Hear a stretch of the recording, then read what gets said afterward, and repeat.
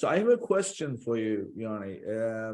For someone who is listening to us and saying, okay, I'm going to do this, and they've got a good product, everything is ready to go, but they don't know how the market is going to receive the product, right? So that's the first challenge. So you may come up with an idea, do all the research, but you need that user feedback and see what the customers think about it. So I understand this again will come down to the investment. So I'm just saying, from not for investment purposes, but in your experience, knowing everything you know, what is a better way to start? Launch on Amazon first, or launch on your website first, so that you have direct relationship with the customers to get an idea about where your product stands in order to continue building it.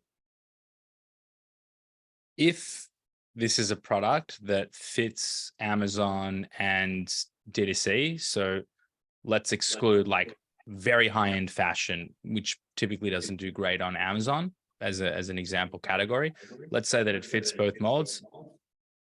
I would be very inclined to say Amazon is going to be your safer bet and your better bet from a launch perspective for a multitude of reasons. I think one, the cost to acquire customers in general will be far lower, and your ability to get exposure and understand how people are interacting and purchasing, the feedback loop is much shorter. So I really think that Amazon is where I would go and test and launch. And as I have proof of concept, again, this is assuming that you don't have a large audience and a database and an email list, and you're not using the right tools, and you don't have that degree of experience and sophistication into your operation, then Amazon would be my personal choice. Yeah. I mean, this because this is a conversation that I usually have with people who are looking to launch their product, and they say, oh, we want to own the relationship and we want to have our customers directly be able to respond. So that's why we're going to launch on our website. I say definitely not. I mean, totally in agreement with you.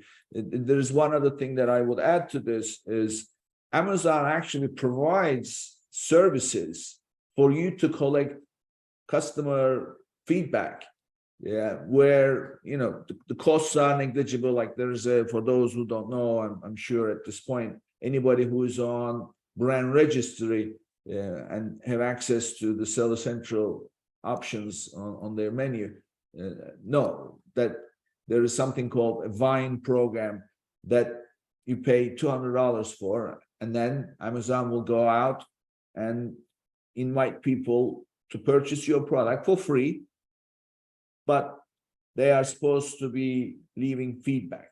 So, and that's usually honest feedback. It's supposed to be. So, I mean, it's there just for you to get an idea about how your product is received by the market. So, I think like the way to look at it, like to your point here, is that the amount of money that you would have to invest if you're, let's say we're starting at the same.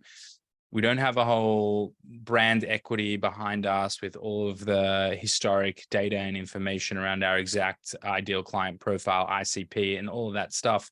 Launching on D2C means you're going to have to come up with, a whole variety of ad units and ad creative that are for, you might need to create content for TikTok and for Instagram and for Facebook that are all different modules. You're going to have to go through and actually understand the media buying strategy and how you can approach, effective remarketing. There's a lot of technical. And then what is your email onboarding sequence for that? And how am I testing that out? How am I approaching like pure marketing here? I think that the amount of time, the amount of variables that you're having to factor in, and the feedback loops, it's just, you're going to end up dumping a lot more money into it in general.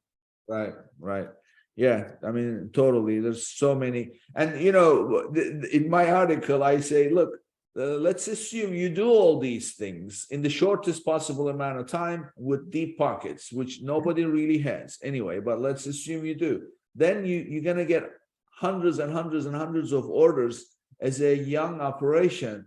What kind of business do you want to be in? Do you want to be in fulfillment, or do you want to be in building your value, where your efforts are focused in one single area, ideally, or not too many anyway? And even if you're using a 3PL, that's not just, okay, I have a 3PL. No, you've got systems integrations, you've got returns, refunds, blah, blah, all these things are. So just be careful. These are, as you put it, the facts of life that one has to recognize and be prepared for.